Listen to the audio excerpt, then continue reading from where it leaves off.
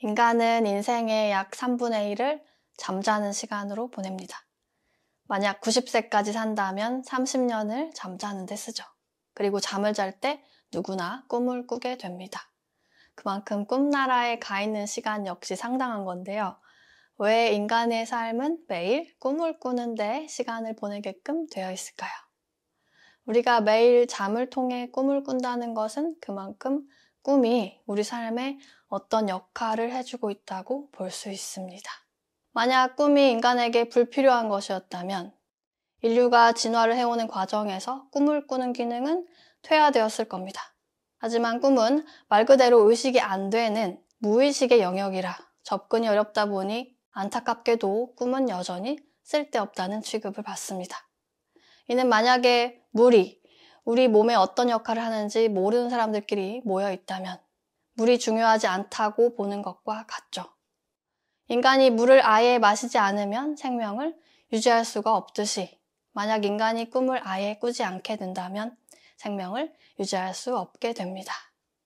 우리가 꿈에 대해 알게 되면 곧 마음과 의식을 이해할 수 있게 되기 때문에 이는 곧 인류와 우주의 존재 이유에 대한 이해로도 이어집니다. 물이 우리에게 주는 영향이 다양하듯이 꿈도 그러한데요. 이번 시간에는 그 중에서 인간의 삶과 관련하여 꿈이 우리에게 어떤 영향을 끼치는지 그리고 왜 인간은 꿈을 꾸게끔 디자인이 되었는지에 대해 알아보겠습니다. 일단 이 현실을 물질 현실, 그리고 꿈속에서 겪게 되는 현실을 꿈 현실이라고 표현할게요. 우리는 오감 기능을 가진 자아를 통해서 현실을 인식할 수 있게 됩니다. 게임 아바타가 있어야만 게임을 할 수 있는 것과 같은 원리예요. 물질 현실을 인식하는 자아를 물질 자아, 그리고 꿈 현실을 인식하는 자아를 꿈 자아라고 표현하겠습니다. 현실은 우리의 마음으로부터 창조됩니다. 마음을 내게 되면 그 마음을 그대로 반영하는 현실이 나타나요. 근데 이때 이 마음이라는 것, 우리의 무의식에는 아주 방대한 내용이 들어 있습니다. 마음은 단순한 듯 하지만 이 단순한 구조가 창조와 소멸을 거듭하여 쪼개지고 합쳐지고 얽히게 되면서 굉장히 복잡한 구조가 나타납니다. 무의식 영역은 인간이 상상할 수 있는 영역 그 이상의 것들을 포함하고 우주의 탄생과 소멸 전체 과정을 포함합니다. 우주에 나타나 있는 모든 창조물들이 얼마나 다양하고 제각각 얼마나 다 다르게 생겼는지만 봐도 우리 마음이 얼마나 방대한 내용을 품고 있는지를 알 수 있습니다.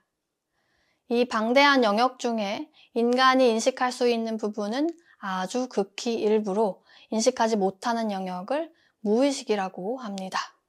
만약에 마음 영역의 100%가 물질 현실로 다 반영되어 나타난다면 이 현실은 SF, 공포, 판타지 영화 저리 가라 할 만한 내용일 겁니다.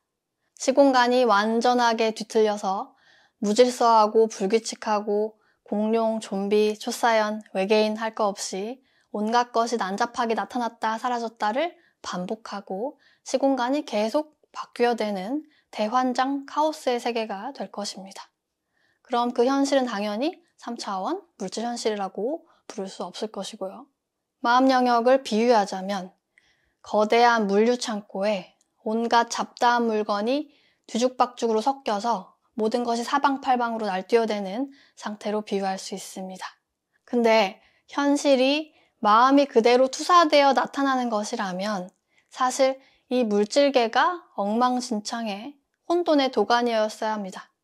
무슨 말이냐면 여러분 마음속으로 날아다닐 수 있게 되는 것을 상상해 보세요. 상상이 가능하다는 것은 여러분 마음에 그 내용이 저장되어 있다는 것이고 그렇다는 것은 그 장면이 현실로도 나타날 수 있어야 하는 것인데 물질 세계는 어떻습니까? 갑자기 누구는 하늘 날아다니고 누구는 성별이 수시로 바뀌고 누구는 죽었다가 되살아나고 이런 말도 안 돼. 이게 꿈이야 생시야? 라고 할 만한 것은 없는 세계죠. 물질 세계는 굉장히 정돈되고 절제되어 있어요. 나름 어떤 질서와 규칙성을 갖고 있는 듯이 보입니다. 마치 물류창고에 잡다한 물건들 중에 딱 필요한 것들만 골라서 깔끔하게 꾸며놓은 방 같습니다. 대체 어떻게 이런 정돈된 현실을 구축해낼 수 있었을까요?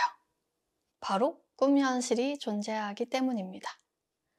잡다한 물건이 뒤죽박죽 섞여 있는 거대한 물류창고에서 사용자에게 필요한 물건만 골라서 사용자의 집에 배송해주고 사용자에게 불필요한 물건은 수거해서 물류창고로 반품해주는 고마운 택배기사님 같은 역할, 우리의 꿈자아예요. 꿈자아는 마음과 물질 현실의 중간에서 혼란을 정리해주는 역할을 합니다. 물질 현실이 제대로 돌아갈 수 있으려면 꿈 현실은 필수입니다. 꿈은 무의식의 온갖 것들이 물질 현실로 튀어나오지 않도록 현실의 뒤편에서 무의식을 팽팽하게 잡아놓는 역할을 합니다. 줄다리기를 할 때 한쪽이 줄을 놓아버리면 반대쪽은 와르르 무너지죠. 같은 원리예요.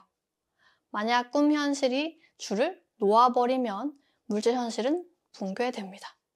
꿈 현실이 없다면 여러분이 두려워하는 것들이 모조리 다 현실화되어 나타나기 때문이에요. 난장판이죠. 좀 더 이해하기 쉽게 설명을 해볼게요. 여러분 집에서 물을 틀면 깨끗한 물이 나오죠. 이게 어떻게 가능한가요? 가정에서 사용한 물은 오염이 되고 이 오염된 물은 하수구를 통해서 하수처리장으로 보내집니다. 그럼 하수처리장에서 각종 찌꺼기를 걸러내고 소독을 하는 등 정화 작업을 하게 됨으로써 우리는 다시 맑은 물을 공급받습니다. 집에서 물을 쓴다는 것이 별일이 아닌 것 같지만 사실 하수처리장에서는 아주 중요하고 수고스러운 작업들이 매일 이루어집니다. 만약에 하수처리장이 없다면 어떻게 되나요? 우리가 오염시킨 물이 그대로 다시 집으로 흘러 들어와서 우리는 썩은 물을 접하게 되고 결국 살아갈 수 없는 지경에 이르게 되겠죠. 꿈 역시도 하수처리장과 같은 역할을 합니다. 이번 내용을 쉽게 이해하시려면 물질 현실에서의 삶은 집 안에서 물을 쓰는 것으로 비유하고요. 꿈 현실에서의 삶은 하수처리장에서 오염된 물을 정화하고 맑은 물을 공급하는 것으로 비유해서 생각하시면 돼요. 꿈의 역할 중에 이해하기 쉬운 것부터 접근을 해볼게요. 여러분이 이 물질 우주를 창조한 바탕에 근본적으로 체험하고자 했던 것 중에 하나는 사랑입니다. 인식과 체험은 상대적일 때만 가능하죠. 너와 나는 다르지 않고 모든 것은 곧 하나다라는 사랑에 대한 인식을 가능하게 하기 위해서는 우주의 창조 방향을 모든 것이 분리되어서 서로를 밀어내도록 모든 것이 다 제각각 다르게 창조되도록 해야 했습니다. 분리됨과 서로 다름을 주력으로 만들어내기 위해서 생명체의 진화 방향은 창조를 끊임없이 거듭해서 각기 다 다른 것들이 되어 탄생되도록 분리되도록 했어요. 그리고 합쳐지는 것은 소멸되도록 했습니다. 이를 가능하게 하기 위해서는 생명체에게 생존과 번식 본능을 갖게 하여서 탄생과 죽음이라는 과정을 거치게끔 합니다. 인간의 모든 행동 양식은 생존과 번식을 바탕으로 합니다. 먹고 자고 싸고 입고 적에 맞서고 운동하고 일하고 창조활동하고 경제활동하고 사람들과 어울리고 가정과 집을 꾸리고 아픈데 고치고 이 모든 행동은 곧 생존과도 직결돼요. 생존은 삶을 유지하게 하기에 여러 가지 다양한 체험을 가능하게 합니다.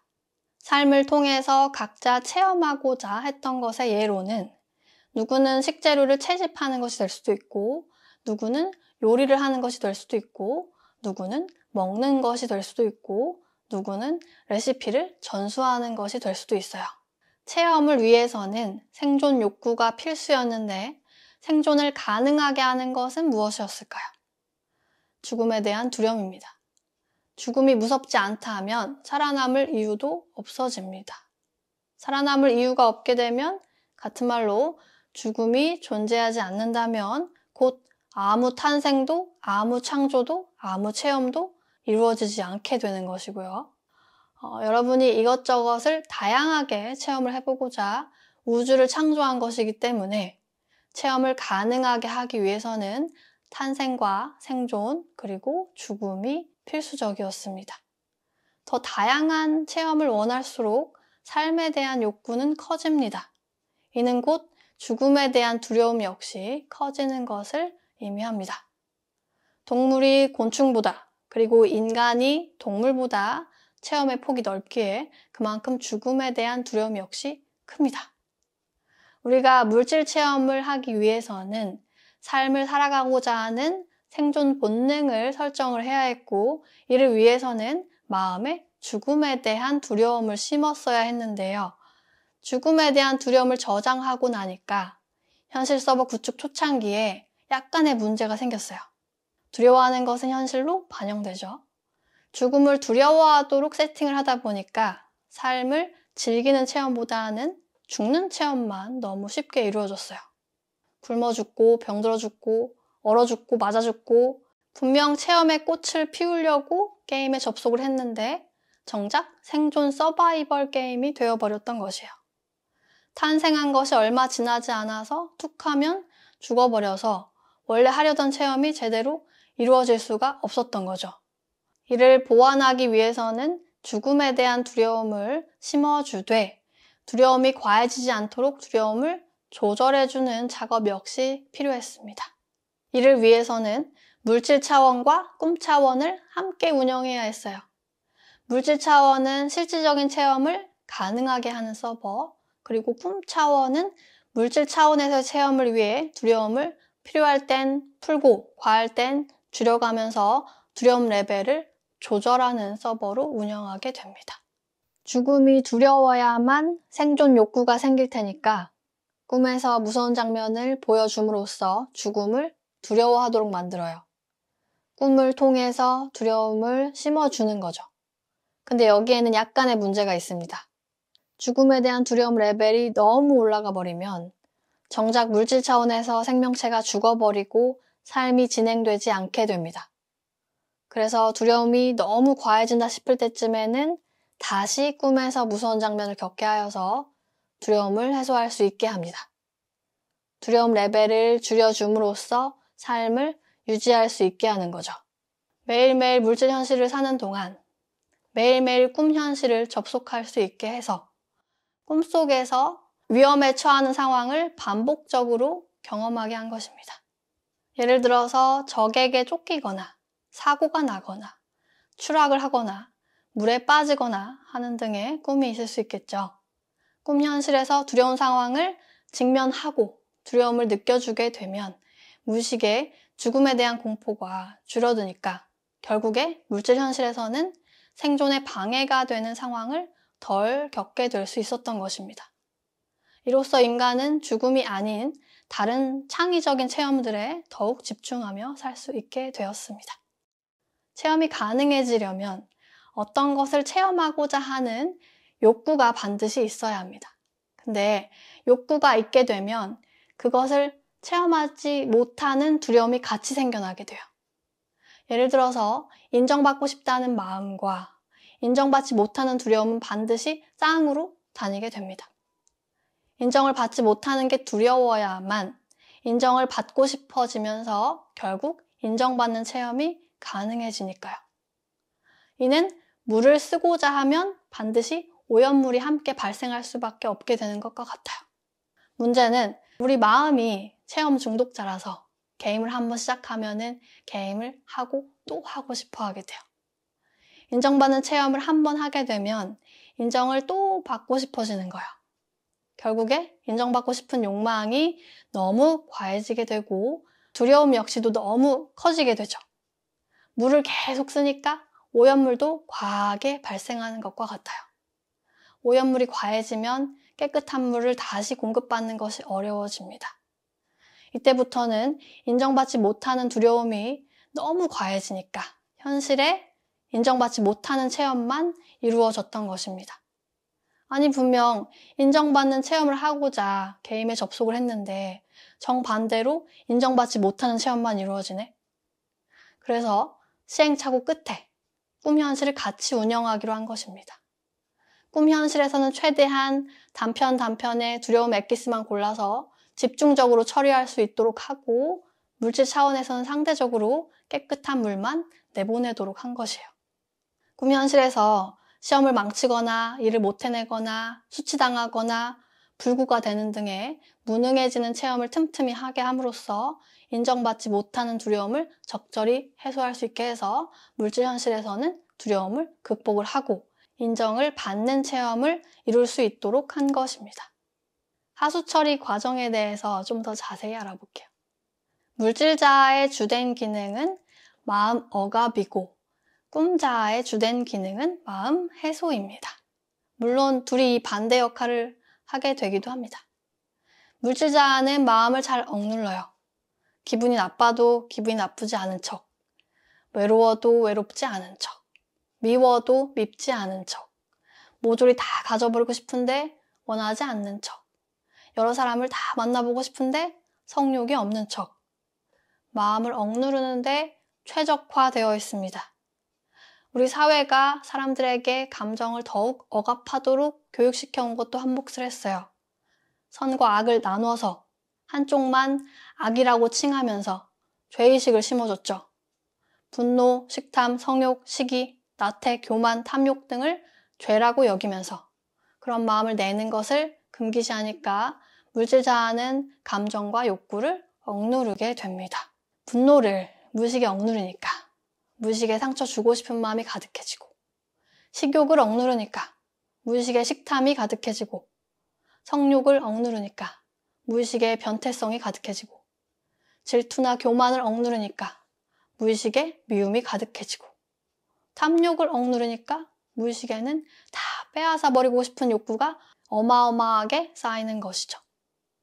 물질자아는 깨끗한 척하면서 깨끗한 물만 쓰려고 하고, 본인이 탁하게 만든 물에 대해서는 어우 더러워, 이런 감정은 보기도 싫어 하고 하수구에 버려대는 거예요. 그럼 이 물이 다 어디로 가요? 무의식으로 들어가 버리죠. 이때 오염된 바다를 정화하는 것이 바로 꿈자아입니다. 물질자아가 잠이 들고 물질 서버 로그아웃을 하게 되면 여러분의 의식은 꿈 서버에 접속하여 하수 처리장을 팽팽 돌려가면서 정화 작업을 하게 되는 것이에요. 물질자아가 억눌렀던 감정에 대해 꿈자아가 꿈속에서 두려운 현실을 직면하고 감정을 느끼게 됨으로써 무의식 속 감정은 해소됩니다. 이를 몇 가지 예를 들어서 설명을 해볼게요.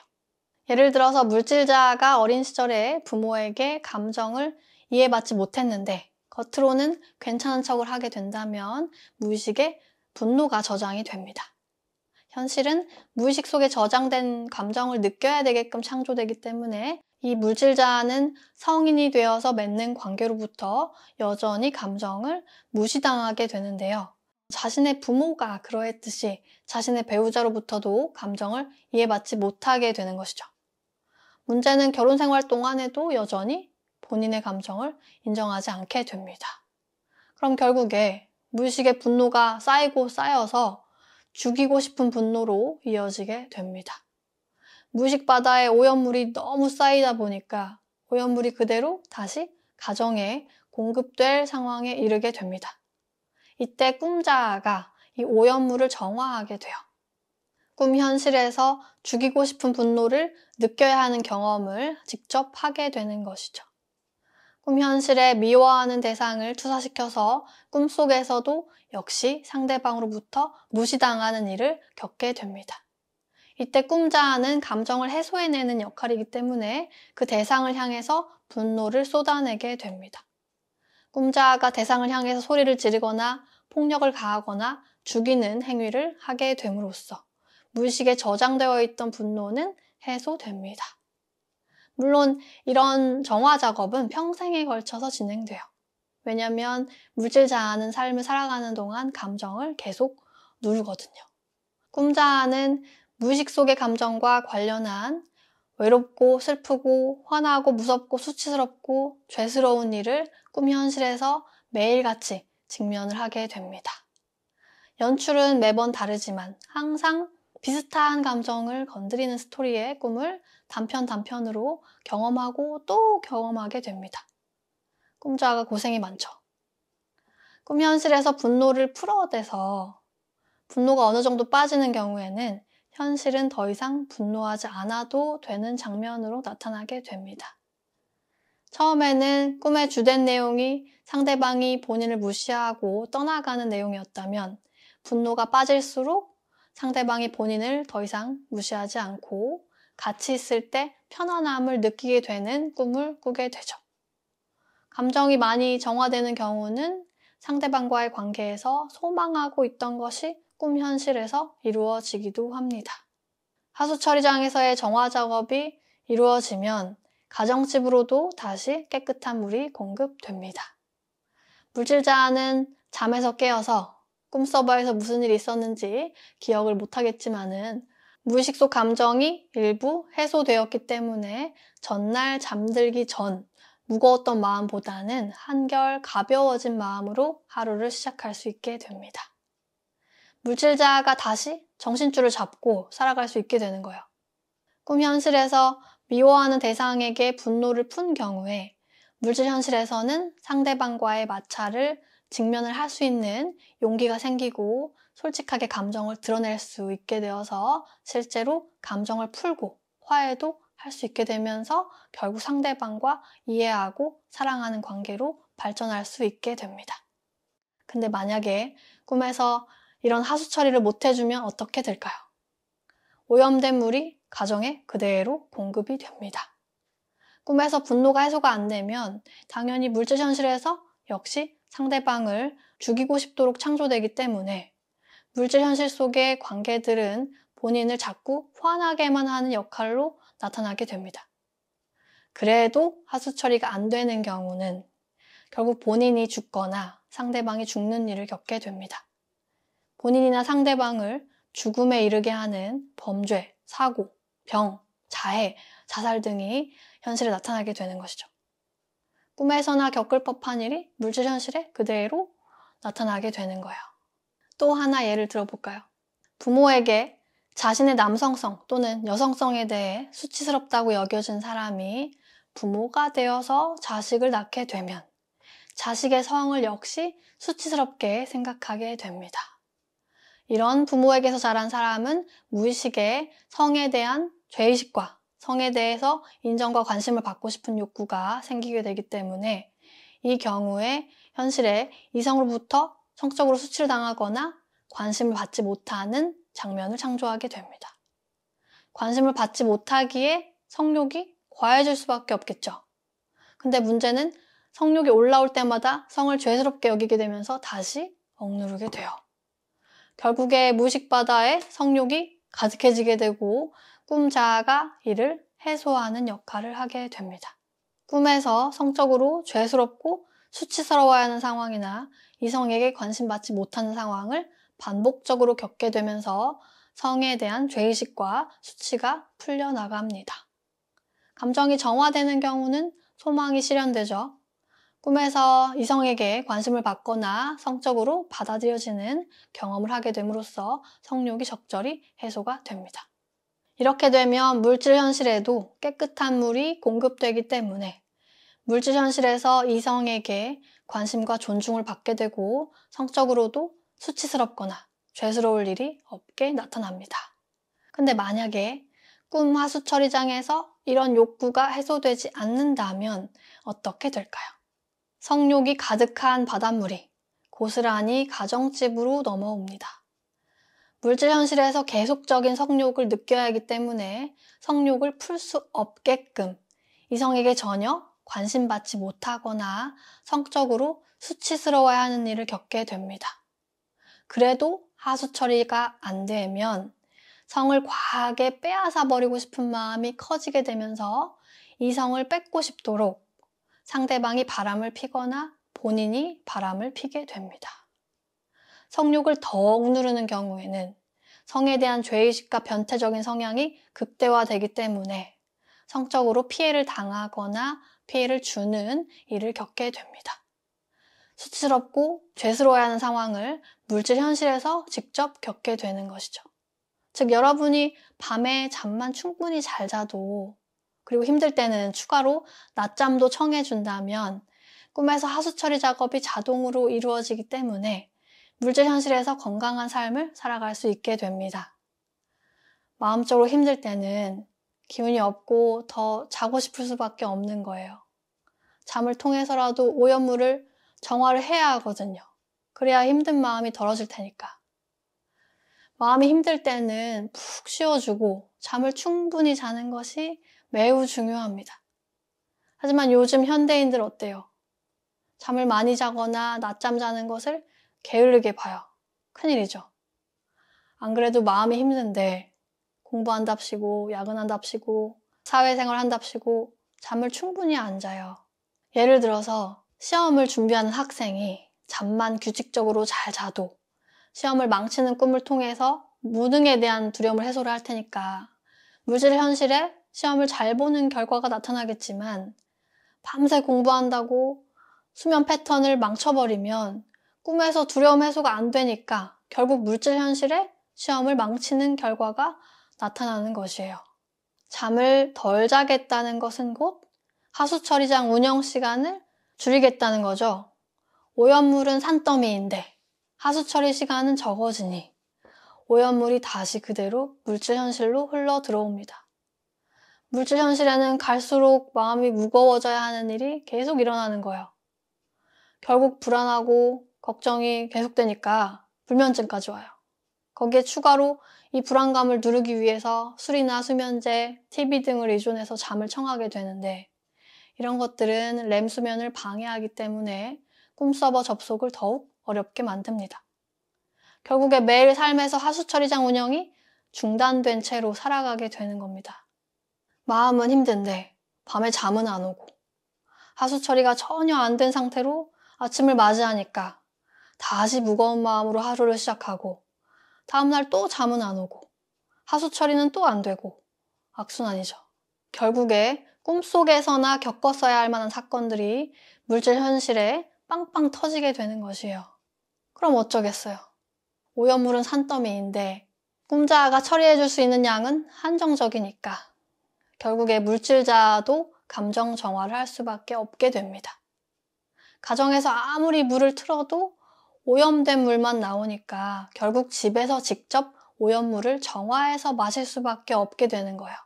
그런 과정을 통해서 여러분의 물질자아도 마음을 들여다보고 감정을 정화하기 시작한 것입니다. 물론 물질자아가 동참해서 감정을 정화하기 시작하면은 꿈자아 혼자서 하던 일을 둘이 분담해서 하게 되니까 하수처리장 운영이 수월해져요. 다시 잠도 편안히 잘 수 있게 되고 꿈 하수처리장이 정상적으로 운영되면서 가정집에 다시 맑은 물이 공급됩니다. 마음과 삶이 건강해지는 사이클로 바뀌게 되는 것이에요. 사실 꿈 하수처리장 운영의 어려움은 집단적으로 겪는 현상이기도 해요. 인류가 세대를 거듭하면서 감정을 억눌러 대서 무의식 바다의 오염물이 포화 상태라 현 세대의 사람들은 과거의 사람들에 비해서 훨씬 많은 오염물을 공급받고 있습니다. 모두가 마음적으로 힘든 상태죠. 하지만 여전히 많은 사람들이 마음을 들여다보지 않아요. 집단이 다 같이 감정 처리를 못하게 되면 집단이 붙들고 있는 두려움들이 꿈 차원을 거치지 못하고 물질 차원으로 그대로 쏟아져 나오게 됩니다. 물질 차원이 너무 무거우니까 꿈 차원이 줄다리기 줄을 탁 놓을 수밖에 없는 상황이 오게 되는 거예요. 그렇게 되면 집단이 다 같이 두려움을 토해내야 하기 때문에 물질 현실에 전체적인 붕괴가 일어나게 됩니다. 영화 속의 장면들이 현실이 되는 겁니다. 이는 앞으로 인류가 마주해야 할 숙제이기도 합니다. 물론 이 모든 시나리오를 여러분들이 인간이기 이전에 다 계획한 것이기도 해요. 꿈에 대해서는 다른 영상을 통해서 또 찾아뵙도록 하겠습니다. 시청 감사합니다. 여러분 사랑합니다. 그럼 다음에 만나요. 안녕!